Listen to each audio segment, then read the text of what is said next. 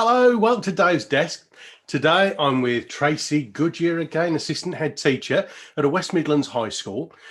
I've known her since she was nothing. Nothing, I say. Knew her when she was nothing. I met her at an NQT event when she was a newly qualified teacher, and very, very graciously, every school she's gone to since then, she's taken me with her as a professional speaker into the school to work with staff and students. However, the reason I'm chatting with Tracey today is because she's a forward thinker. She's quite proactive in the CPD movement. Sounds like a CPD, fight the power.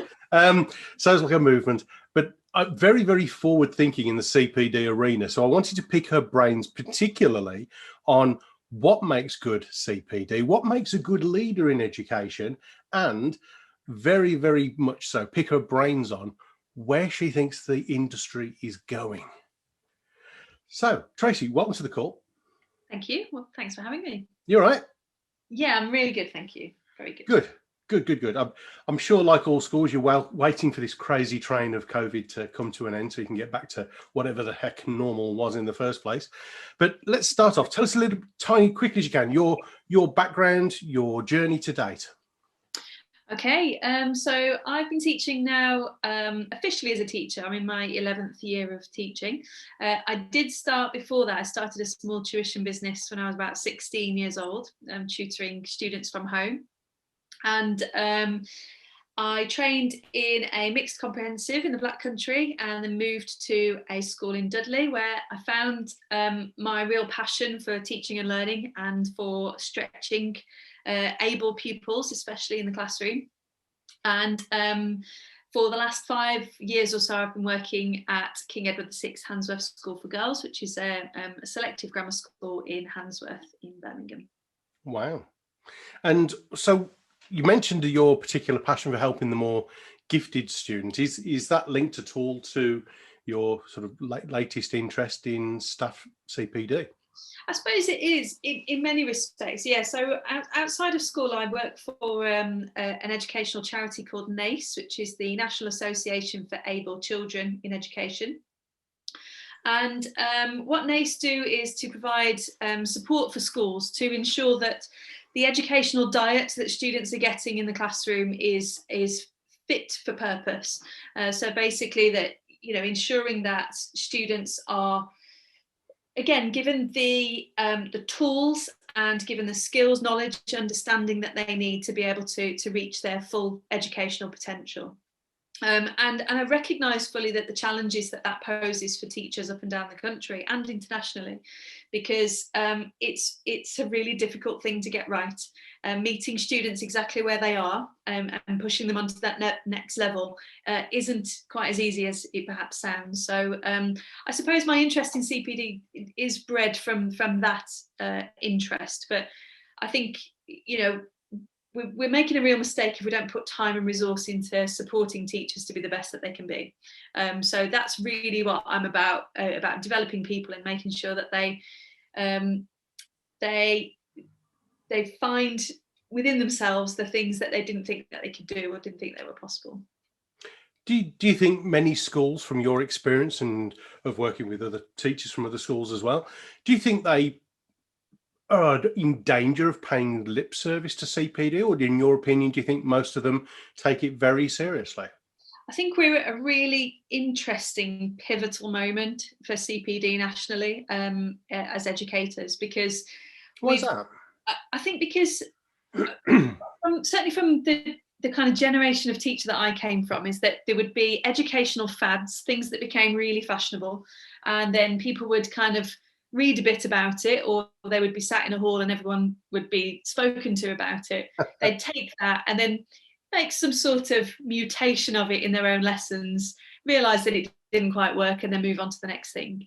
And unfortunately, we've got this kind of phase-driven and fad-driven way of improving teaching and learning. I think we're in a position now where schools and educators are much better at being evidence informed and knowing that, this is what it says, or this is what the research says, but, if you can apply it in a way that's quite critical in your own classroom, Does it work for us, and does it work for us now?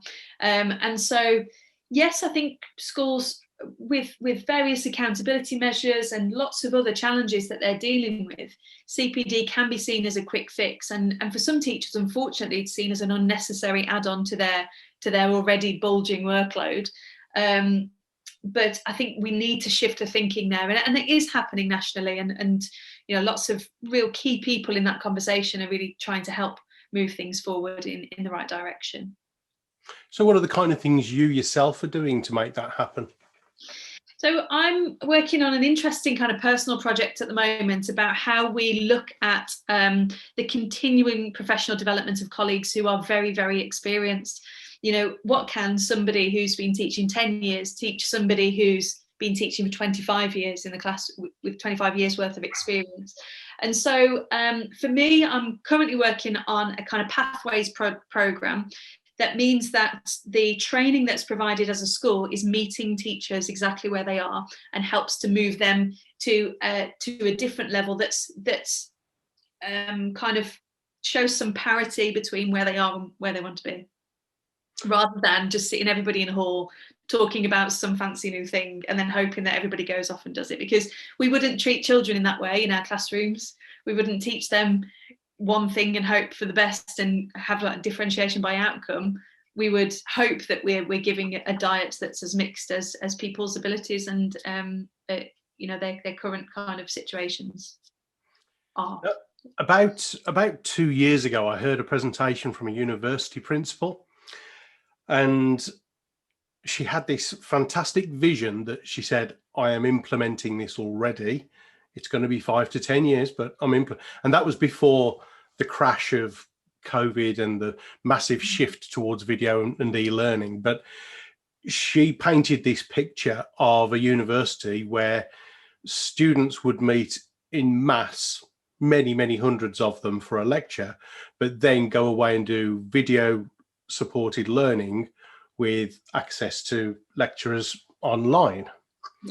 Or be working in huge halls where the lecture is delivered via a screen on the workbench in front of them. Now, I could see that working university. Where do you think e-learning and use of video and digital learning as a platform is going to be used in the high school arena?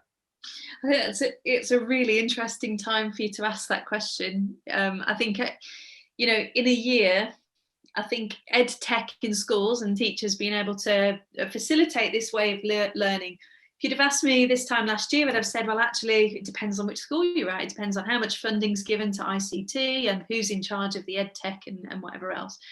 We're in a really interesting position here where everybody is kind of in super fast forward mode, had to learn how to deliver high quality lessons live and stream those to their pupils. And I think as a school and as schools more widely, we're at a really interesting, again, another turning point where we've got to see the learning that's happened for teachers over the last year as a real opportunity to improve our kind of online provision and how we teach students. I think there are some barriers to that mode of delivery, and we've certainly found that as a school. It's all very well having the best materials and having the best teachers delivering that material, but how do we know for sure that people are engaging in the way that you would be able to gauge that effectively? And that's a kind of universal problem for us at the moment, is how do we really know that level of understanding? Of course, what you spoke about there about smaller group work and those kind of seminars are really quite a useful way to gauge that, because verbally we learn a huge amount about what students have understood and what they haven't. So I think maybe it depends what happens from here, really. Again, it's a real pivotal point for education. Do we throw everything that we've learned over the past year away and then go back to normal, whatever normal is going to be? Or do we actually capitalise on some of the learning that we've encountered over this year and then move things in a direction that they seem to be travelling in? So that's, again, a universal question, I think, for people in my position and senior leadership teams up and down the country. I must admit, a couple of weeks ago, I did a little video after too much coffee And yeah, every now and again when you go, I know what would be a good idea, and you go off on this rant and then go, Yeah. oh, shouldn't have put that out. And I just got this sort of utopian vision of so it'd be like Charlotte's Web of although no talking pigs, and this utopian vision of a class or sorry, a year group in a hall where the benchmarked best practice teacher on that subject is presenting, and then they're working in smaller groups supported by the other teachers. So the teachers have seen the best practice learning, the kids get the best practice learning, everybody should win. And I even came across a school in Australia, and I'm desperately trying to interview the person responsible for the project, where they have during lockdown created so much benchmark best practice video that they're now actually making money for the school from selling it to other schools. There are so many opportunities. So if I was to ask you one thing that you think most schools will take from this experience in a positive context with relation to learning, and then what's your top tip, the one thing that Tracey Goodyear does on a regular basis that actually, you think that makes you more effective? Okay, so the first question about what do we think that leaders or people will take from this, I think when you've had something stripped away from you, you suddenly realise its value. And I think for teachers, one of the things that has been stripped away from us in its usual guise is that kind of physical and verbal interaction that we have with our students. And so I'm itching to get back into my classroom and to see facial expression and to see somebody's reaction to something. If you crack a joke, seeing somebody laugh at it or hearing somebody laugh, I really miss those moments. And actually teaching above anything else is such a personal pursuit. It's something that's so driven by interaction between teacher and student, and or teacher and teacher, or whoever, that I've certainly missed that, and I found that quite an isolating experience. Let alone the fact that all my jokes have just gone completely flat because I can't hear anybody laughing, if there is anybody laughing, which is probably 54. No one's ever laughed at my jokes. I would, David, I would. So I think that's the thing I think that we will take from this, is a newfound appreciation for the things that we probably took for granted before, and especially in terms of the interaction with the students, which is what I've really missed. Cool. And what about the Tracey top tip, the one thing you do that makes you more effective? For me, I think again, I'm kind of building on the thing that I've just spoken about, is that teaching is such is a profession that's so dependent on effective communication. So if you, and it's easy and simple things. I think are easy and simple things, but people perhaps forget or need to do them or remind themselves. But taking a genuine interest in the people that are in front of you or the people that work with you speaks absolute volumes. So if you was to ask me, for our caretaker, I know what football team he supports, I know what his family unit is like, I know what his interests are. Lo and behold, when I need my blinds fixing in my classroom, they're going to get done because I have a vested interest in that person. So I think that's the key thing, is just genuinely lead with love and with care and with empathy. And I think suddenly you will find that that people are with you, and people are perhaps more willing to take a risk that you've put your name to, or more willing to do the things that you ask for the benefit of the students. So yeah, lead with love and lead with a bit of empathy. Be yourself. And it's not hard, is it? That's the beauty of it. It's not hard. It's just hard about enough to be. Yeah. Well, one thing I want for you and for all of your fellow professionals around the world is, on the back of this, I truly hope that both the government, the education authorities, and the general public and parents actually give teachers more respect, because what you guys have done during this period on behalf of every parent of every child, thank you very much indeed. We, that even those who don't know, I'm sure, can appreciate some of the things you've had to do above and beyond. So thank you very much indeed, Tracey, to all of you in your profession. If people want to get a hold of you, what's the best way for that to happen? So I'm fairly active on Twitter, so you can follow me there, which is @Miss_Goodyear. Or I blog occasionally about teaching and learning and things that I'm learning at thelearningaddict.co.uk. And go on then, dish the dirt. On Twitter, are you a ranter or a sharer? Oh, I'm a sharer. Because I must, half the teachers on Twitter, all they do is moan. What is wrong with these people?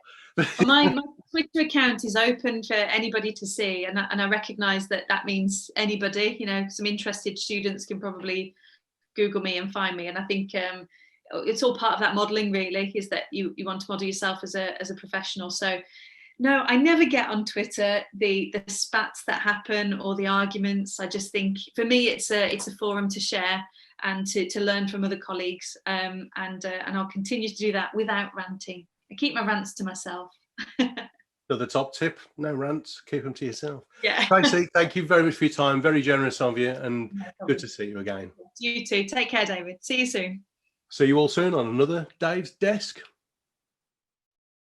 Thanks for watching. Please subscribe and hit the notification bell for more videos. Then click the TV to watch the next video. Oh, and don't forget to visit our website at davidhyner.com to claim your free audiobook. Until the next time, go Rhino.